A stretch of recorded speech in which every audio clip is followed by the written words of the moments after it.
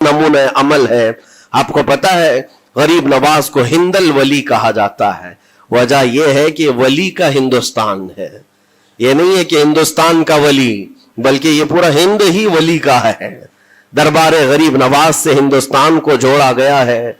सुल्तानुल हिंद भी कहा गया, सुल्तानुल औलिया भी कहा गया। लेकिन जानते हैं उनके आने का रास्ता इतना पेचीदा था। वो सन 583 की बात थी, 583 हिजरी चल रही थी, जब आप हरम काबा से निकलकर अस्सलामु अलैकुम वरहमतुल्लाहि व तआला व बरकातुहू। यकीन है नाजरीन आप लोग खैरियत व आफियत से होंगे। नाजरीन, आज मैं आप सब के लिए एक बहुत ही खूबसूरत तकरीर का रिएक्शन वीडियो लेकर के आया हूं, जो यकीनन आप सुनेंगे आपका ईमान ताज़ा हो जाएगा। और हज़रत बहुत ही खूबसूरत अंदाज में तकरीर करते हैं। आइए हम सब मिल करके हज़रत के बयान को समाअत करते हैं। ब्रदरान मिल्लत इस्लामिया, अस्सलामु अलैकुम व रहमतुल्लाहि व बरकातुहू। अल्हम्दुलिल्लाहि व कफ़ा व सलामुन अला हबीबिहिल मुस्तफ़ा, अम्मा बअद। फ़अऊज़ु बिल्लाहि मिनश शैतानिर रजीम। बिस्मिल्लाहिर रहमानिर रहीम। इन्नल्लाहा व मलाइकतहु युसल्लूना अलन नबी या अय्युहल्लज़ीना आमनू सल्लु अलैहि व सल्लिमू तस्लीमा। अल्लाहुम्मा सल्लि अला सय्यिदिना मुहम्मदिन मअदनिल जूदि वल करम व आलिहि व अस्हाबिहिल किराम व इब्निहिल करीम व बारिक व सल्लिम सलातन दाइमतन सरमदन अबदा। क़ाल अल्लाहु तआला फ़ी कलामिहिल बलीग़, अऊज़ु बिल्लाहि मिनश शैतानिर रजीम। अला इन्न औलिया अल्लाहि ला खौफ़ुन अलैहिम व ला हुम यहज़नून अल्लज़ीना आमनू व कानू यत्तक़ून लहुमुल बुश्रा फिल हयातिद दुनिया व फिल आखिरह। सदक़ल्लाहु मौलाना अज़ीम।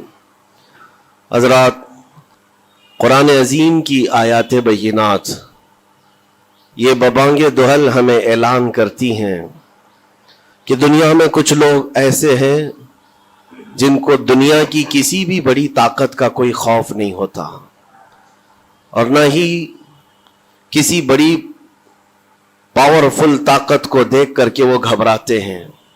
कभी ऐसा नहीं होता। कुरान उनके मुतालिक ऐलान कर रहा है। और ये होते कौन हैं जो बिल्कुल बेखौफ होकर जिंदगी गुजारते हैं? वो अल्लाह के औलिया की जमात है।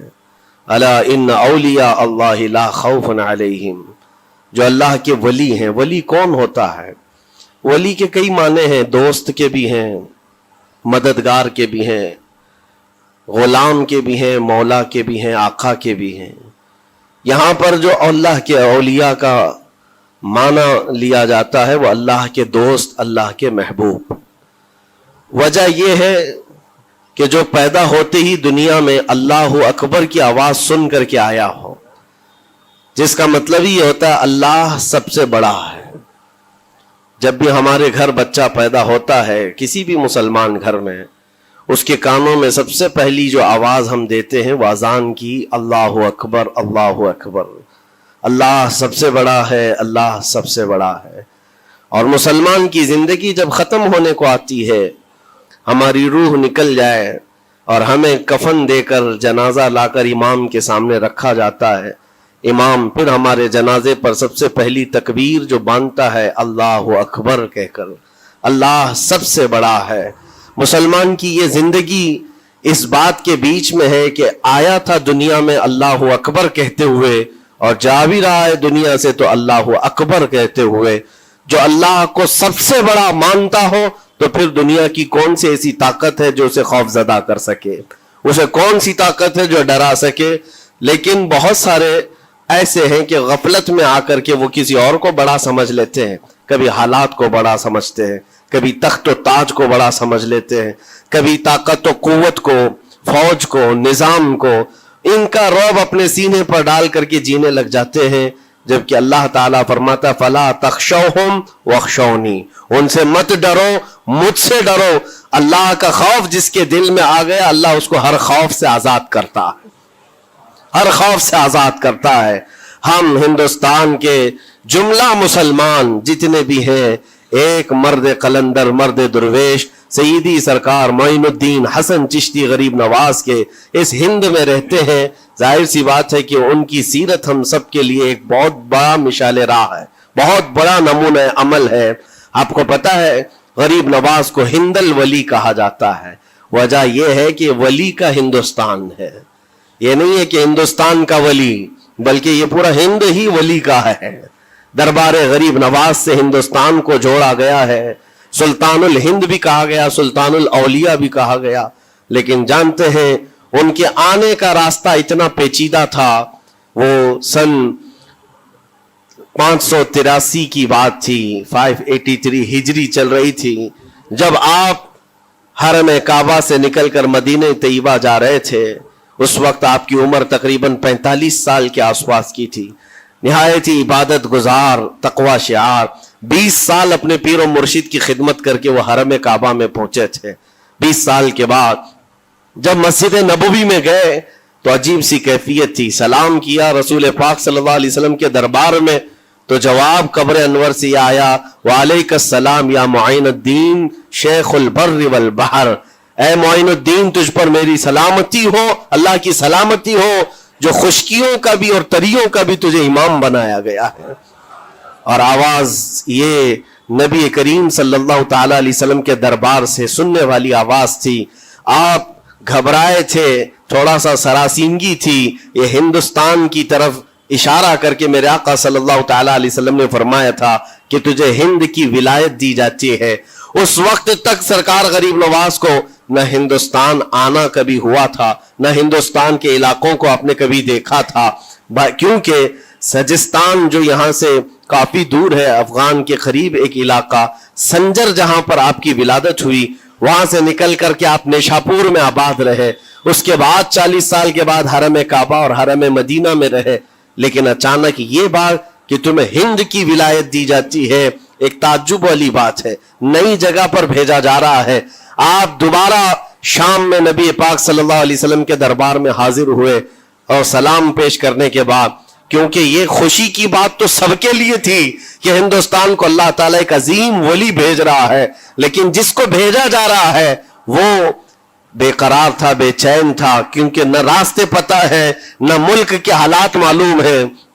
بارگاہ مصطفیٰ صلی اللہ علیہ وسلم میں دوبارہ جب حاضری ہوئی، عرض کیا آقا آپ کا حکم، اس کی تعمیل کے لیے بندہ حاضر ہے، لیکن نہ یہ فقیر ہندوستان کے راستے دیکھا ہے، نہ وہاں کے حالات معلوم ہے۔ حضور پاک صلی اللہ تعالی علیہ وسلم کے دربار میں یہ اپنی بپتا سنا رہے تھے، داستان غم سنا رہے تھے، غنودگی طاری آ گئی، یعنی نیند سی کیفیت آ گئی، اور بارگاہ رسول صلی اللہ علیہ وسلم میں ایک دیوار پر ٹیک لگا کر جیسے ہی آپ کی آنکھیں بند ہوئی، رسول کریم صلی اللہ علیہ وسلم تشریف لائے اور اشارہ فرما کر پورے ہندوستان کے نقشے آپ کے سامنے کھول کر رکھ دیے، اور پھر غریب نواز کو یہ بتایا بھی کس جگہ سے تمہیں سفر کرنا ہے، کیسے تمہیں جانا ہے اور کہاں تمہارا مسکن ہوگا۔ سرکار غریب نواز فرماتے ہیں اس ایک خواب میں میں نے رسول کریم صلی اللہ تعالی علیہ وسلم کے ہاتھ میں اجمیر کے پہاڑ بھی دیکھ لیے، وہاں کے قلعے بھی دیکھ لیے تھے جو موجود تھے، اور اس کے بعد پھر کس بات کا خوف ہے، کس بات کا ڈر ہے؟ جنہوں نے راستے بتائے ہیں وہ ہادی رسول، وہ ہادی عالم ہے، نبی پاک صلی اللہ علیہ وسلم آئے ہیں پوری کائنات کو راستہ دکھانے کے لیے، اور جنہوں نے غریب نواز کو ہند کا راستہ بتایا ہو، پھر ڈر کس بات کا؟ جب آپ بیدار ہوتے ہیں تو اپنے ساتھ 40 قطب اس اولیاء کرام کی جماعت لے کر مدینہ طیبہ سے سفر کے لیے نکلے تھے۔ میرے عزیزو، اب بات یہاں آتی ہے، اسی لیے مدینہ طیبہ سے یہ پورا پلان ہوا ہے، مدینہ طیبہ سے بھیجا گیا ہے، مدینہ طیبہ سے پلیسمنٹ ہوا ہے، اسی وجہ سے آج تک تاریخ غریب نواز کو عطائے رسول کہتی ہے۔ عطائے رسول ہے، رسول اللہ کی عطا ہے، ہندوستان والوں کے لیے خاص عطا ہے میرے آقا صلی اللہ علیہ وسلم کی۔ جب وہ سفر کے لیے نکلے، سن 83 سے چلے تھے، تو یہاں ہندوستان پہنچتے پہنچتے آپ کو 87 یعنی 4 سال کا عرصہ لگ گیا تھا۔ 4 سال کے عرصے کے بعد آپ پہنچے۔ میرے عزیزوں، نہ پلینوں کا سفر، نہ جہازوں کا سفر کہ اڑ کر کے ادھر سے ادھر آ گئے. وہ تو پیدل قافلہ نکلا تھا, درویشوں کا قافلہ تھا, اور وہاں مدینہ طیبہ سے نکل کر بغداد پہنچے.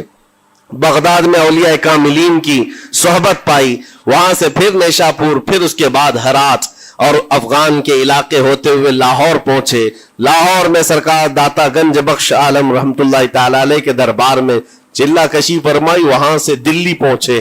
یہاں یہ پورا جو راستہ ہے 4 سال کا میرے عزیز و تاریخ میں ہے.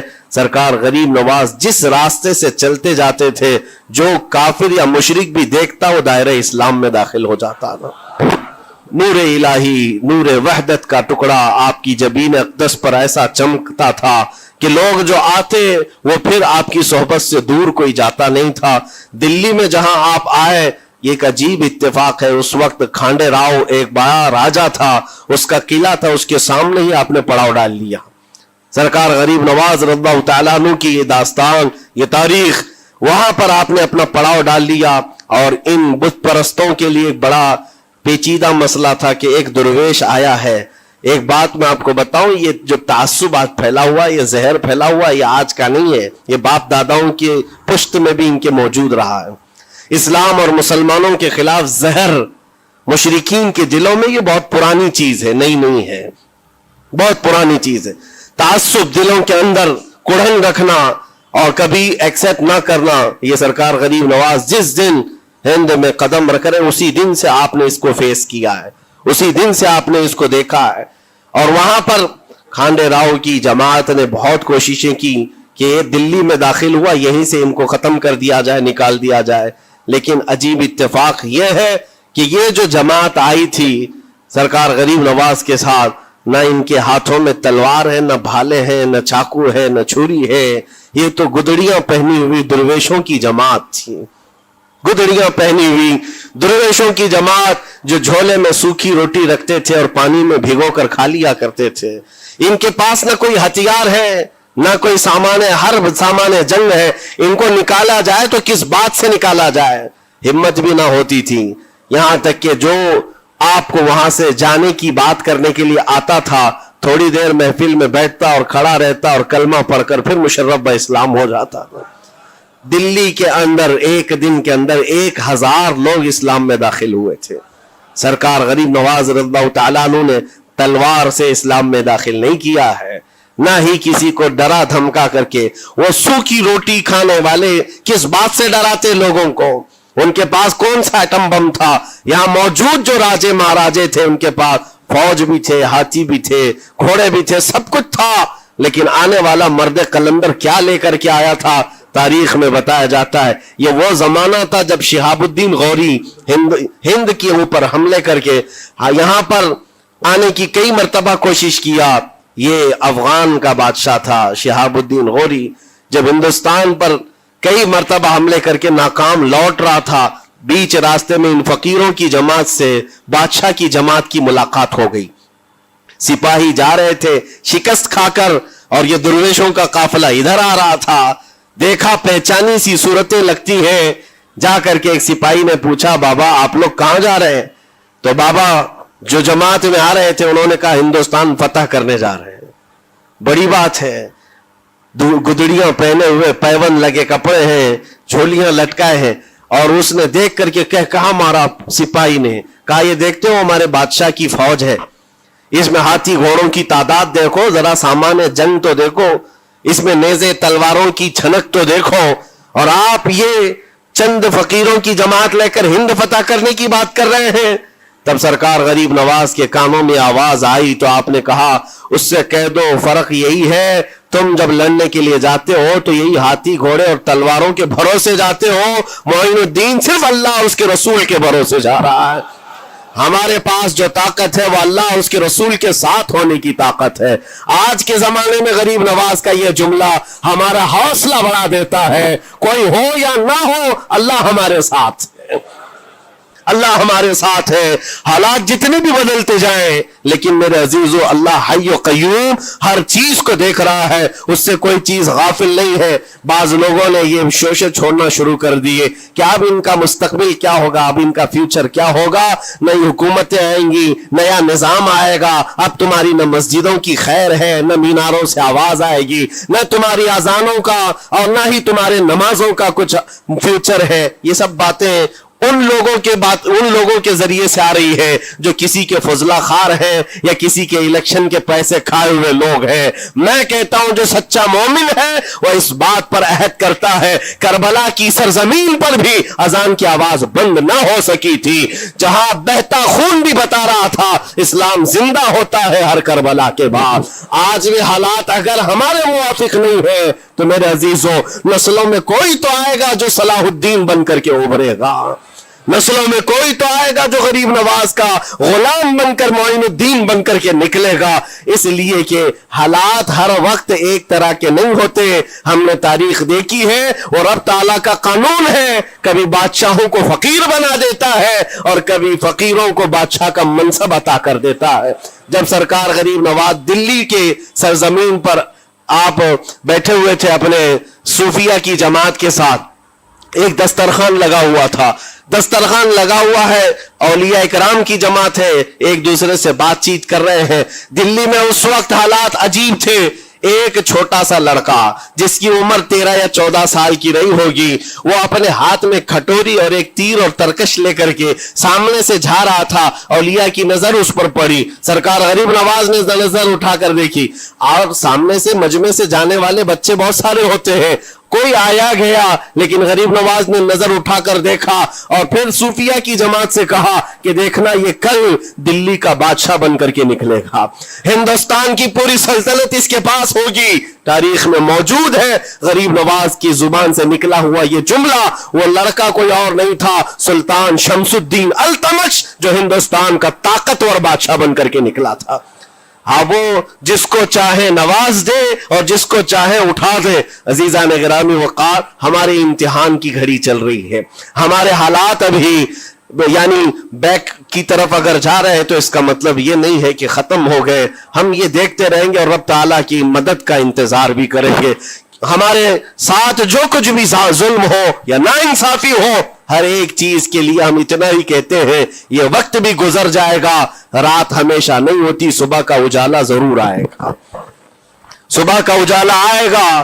عزیزان گرامی وقار, سرکار غریب نواز رضی اللہ تعالیٰ عنہ کا وہ جملہ یاد رکھو, ہم اللہ اور اس کے رسول کے بھروسے جیتے ہیں, اللہ اور اس کے رسول کے بھروسے جیتے ہیں. طاقتیں, قوتیں یا تخت و تاج ہمارے مخالف ہو جائے تو یہ نئی بات نہیں ہے, اسلام کے ساتھ یہ ہر بار ہوتا رہا ہے, اس سے پہلے بھی ہوا ہے. حالات ہمارے مخالف رہے. اولیاء کاملین کی جماعتیں دیکھیے, اہل بیت اطہار, رسول اللہ کی آل, اتنے میں آپ کو شہادت کے واقعات اگر بتا دوں, آپ کو تو صرف ایک کربلا معلوم ہوگا, ایک کربلا سنا ہوگا کثرت سے, لیکن جانتے ہو رسول اللہ کی آل میں سے کئی ایسے صاحبزادے ہیں جن کو جیلوں میں ایک سال نہیں 7 سال 8 سال تک بند رکھا گیا. امام موسیٰ کاظم رضی اللہ تعالیٰ عنہ کو 7 سال تک جیل میں رکھا, زنجیروں سے باندھا اور زہر دے کر کے ان کو شہید کیا گیا ہے. حضرت امام محمد بن حسن عسکری 20 سال تک جیل میں کاٹے ہیں. یہ رسول اللہ کے گھر والوں کی بات کر رہا ہوں. سیدنا زید شہید جن کو سولی پر چڑھا دیا گیا تھا, یہ امام حسن مجتبی کی اولاد میں سے ہے. یہ سارے خونی داستانیں یہاں اسلام کی تاریخ میں موجود ہے. جب اسلام اس وقت نہیں رکا تو اب کیا خاک رکے گا؟ اسلام اب نہیں رکنا ہے, قیامت تک اس کی حفاظت اللہ کریم فرمائے گا, اللہ کریم فرمائے گا. ہم جیسے آئیں گے اور چلے جائیں گے, لیکن اسلام کو پھلنا پھولنا ہے, یہ پھلتا پھولتا ہی رہے گا انشاءاللہ. آپ کی ذمہ داری اتنی ہے, آپ کی اتنی ذمہ داری ہے, حالات دیکھ کر کے بچوں کو یہ نہ کہنا کہ بیٹا آپ جیسے حالات چل رہے ہیں ویسے ہی چلتے رہو. نہیں, اپنے بیٹوں کو یہ ترغیب دینا کہ بیٹا آج ہم امتحان کی گھڑی میں ہیں, کل اگر اللہ نے حالات اچھے کر دیے تو یاد رکھنا جس جگہ بت کدے بنے ہماری مسجدوں کو توڑ کر انشاءاللہ وہاں سے اذان کی آواز پھر سے گونجے گی. اذان کی آواز آئے، یہ بچوں کو نصیحت ہونی چاہیے۔ ہماری تاریخ مٹانے سے مٹتی نہیں ہے، ایک دور آئے گا پھر جب اللہ کریم چاہے تو یہ تاریخ کھل کر کے لوگوں کے سامنے آئے۔ ہم کسی پر ظلم کرنے کی اجازت ہرگز نہیں دیتے، اور ساتھ ہی اسلام یہ بھی کہتا ہے ظلم ہو جائے تو سہنے کی اجازت بھی نہیں ہے۔ آپ کو حق بات بول کر جانا ہے، حق بات پہنچا کر کے جانا ہے۔ بولنے میں کیا ہے، ہماری زبان کاٹی جائے گی، ہماری گردن ماری جائے گی، لیکن حق بات کی حفاظت نسلوں تک منتقل کرنا اللہ کریم کی طرف سے ایک بہت بڑا انعام ہے، اس کا بہت بڑا انعام ہے۔ یہ تو ہم کر ہی سکتے ہیں، ہماری نسلوں کو یہ بات بتائیں گے انشاءاللہ العزیز۔ یہ غریب نواز کا ہندوستان کل بھی تھا، آج بھی، اور ہمیشہ رہے گا انشاءاللہ۔ سرکار غریب نواز کا پھیلایا ہوا یہ چراغ کبھی پھونک کے پھونکوں سے بجھایا تو نہیں بجھایا جا سکتا۔ آپ دلی کی سرزمین سے جب اجمیر معلیٰ پہنچے تھے، یہ تقریباً 7 مہینے کا سفر تھا غالباً۔ اس سفر کے دوران کئی ہزار لوگ اسلام میں داخل ہوئے تھے، اور آپ کو اس کے بعد کی تاریخی حالات معلوم ہے۔ جادوگروں نے مقابلہ کیا، راجوں مہاراجوں نے، بادشاہوں نے مقابلہ کیا، اور فوج نے مقابلہ کیا، نہ جانے کتنے لوگ۔ ایک بار تو ایسا ہوا کہ انا ساگر کی اس پہاڑی پر آپ ذکر میں مشغول تھے، راجے نے کئی مرتبہ یہ سوچا کہ ان کو مار کر کے یا کسی طرح سے بھگائیں، لیکن جب نہیں ہوا تو راجہ سے کسی نے کہا یہ منتر والا کوئی فقیر ہے، اس کا توڑ منتر والے سے ہی ہوگا۔ تو اس وقت جو بہت بڑا ان کا ایک منتر جاپ کرنے والا پجاری تھا، اس وقت اس تاریخ میں اس کا نام رام دیو بتایا گیا ہے، یہ والا نہیں ہے، اس زمانے کا تھا۔ اور اس کو راجہ نے جا کر کہا، وہ کبھی کسی سے مقابلے کے لیے آیا نہیں تھا، اس نے حامی بھر لی کہ ہاں ٹھیک ہے، میں جاؤں گا، دیکھتا ہوں کون فقیر آیا ہے ہماری اس دھرتی پر، اور میں جاپ کروں گا، اگر جادو ہے تو جادو سے میں کاٹ دوں گا۔ اس نے تقریباً اپنے ساتھ 400 یا 500 پجاریوں کو لیا، اور جب وہ آیا تو سرکار غریب نواز کے ساتھ 2 خادم تھے، آپ کے ساتھ صرف 2 خادم بیٹھے ہوئے تھے۔ کہا کہ حضور بہت بڑا مسئلہ ہے، پجاریوں کا جادو ہم پر حملہ آور ہے، ان کا جادوگر حملہ آور ہے، اور مقابلے کے لیے وہ لوگ میدان کے قریب آ چکے، پہاڑ کے نیچے ہیں، آپ اپنے چلہ گاہ سے اٹھتے ہیں جہاں پر آپ عبادت کر رہے تھے۔ کہا ٹھیک ہے ہم جاتے ہیں، اور اس کے بعد سرکار غریب نواز نے کہلا بھیجا اپنے خادم سے، کہو کہ وہ اپنا منتر پڑھیں، ہم اپنا منتر پڑھیں، وہ اپنا منتر پڑھیں جو بھی ان کے جادو کا ہے۔ اب جب وہ پنڈت نے، پجاری نے دیکھے بغیر اپنے سارے پجاریوں سے کہا کہ جیسے ہی وہ درویش آئے گا، وہ فقیر آئے گا، ہمارا یہ منتر ہے، یہ پڑھنا، وہ آگ میں بھسم ہو جائے گا، دنیا دیکھے گی۔ سبوں نے کہا ٹھیک ہے، لیکن ابھی کسی نے دیکھا نہیں تھا، لیکن جیسے ہی وہ اپنی جھوپڑی سے یہ مرد قلندر جلوہ رسول لے کر کے نکلا تھا، جمال رسول لے کر نکلا تھا، بیٹا ہے کس کا؟ حسن و حسین کا بیٹا ہے، فاطمہ زہرا کا بیٹا ہے۔ جیسے ہی باہر آئے، وہ منتر جو سکھایا گیا تھا سب کے قریب قریب آئے، 400 لوگوں نے وہ غریب نواز کی پیشانی کو دیکھ کر منتر پڑھنا شروع کیا، اور منتر کیا تھا؟ ان کی زبان سے لا الہ الا اللہ، لا الہ الا اللہ، لا الہ الا اللہ۔ لوگوں نے کہا یہ ادھر کیسے آ گیا کلمہ؟ اور جا کر اس رام دیو سے کہا گیا، اس نے کہا کہ یہ 400 کے 400 لوگ تو کوئی اور ہی کلمہ پڑھ رہے ہیں، کوئی اور ہی کلمہ پڑھ رہے ہیں۔ وہ اتر کر کے آیا ہاتھی کے کجاوے سے نیچے، اور سرکار غریب نواز کو دیکھا تو اس نے کہا یہ جھوٹ نہیں کہہ رہے، میں بھی وہی پڑھتا ہوں جو یہ پڑھ رہے ہیں۔ آپ کو تاریخ میں پتا ہو کہ اس کا نام سرکار غریب نواز نے شادی دیو رکھا اور اپنے مریدین میں شامل فرمایا، اور زندگی بھر سرکار غریب نواز کے خلفاء میں اور آپ کے خادموں میں شامل رہا۔ یہ تلوار سے اور چاقو بھالے نیزے سے نہیں کیا گیا تھا، وہ نور مصطفیٰ کی جلوہ گری تھی، جہاں نظر اٹھایا وہاں کے دلوں کی کالک کو دور کر کے ان کے دلوں کو بھی روشن فرما دیا تھا۔ آج ہم بھی یہی تمنا کرتے ہیں، اجمیر اسی لیے جاتے ہیں کہ ایک نظر ہم غریبوں پر پڑ جائے، اور دل کا کالک اور دل کی کالک نکل جائے، اور پھر دل چمکنے لگ جائے، کیونکہ اللہ کے ولیوں کی نظر جہاں پڑتی ہے وہ جگہ بھی روشن اور تابناک ہو جایا کرتی ہے۔ مولا کریم سرکار غریب نواز کی نسبتیں زندگی بھر ہمارے ساتھ قائم و دائم رکھے، اور پھر اپنی نسلوں کو بھی اللہ تعالیٰ ان کی غلامی میں شامل رکھے۔ اجمیر ہم جا نہ سکے، لیکن یہاں سے ہم یہ التجا کریں گے غریب نواز کے دربار میں، خواجہ ہند وہ دربار ہے اعلیٰ تیرا، کبھی محروم نہیں مانگنے والا تیرا، تیرے در کی یہ کرامت دیکھی ہے بارہا، تیرے در کی بارہا یہ کرامت دیکھی ہے، غریب آئے اور ہو گئے غریب نواز۔ وآخر دعوانا ان الحمدللہ رب العالمین۔ السلام علیکم۔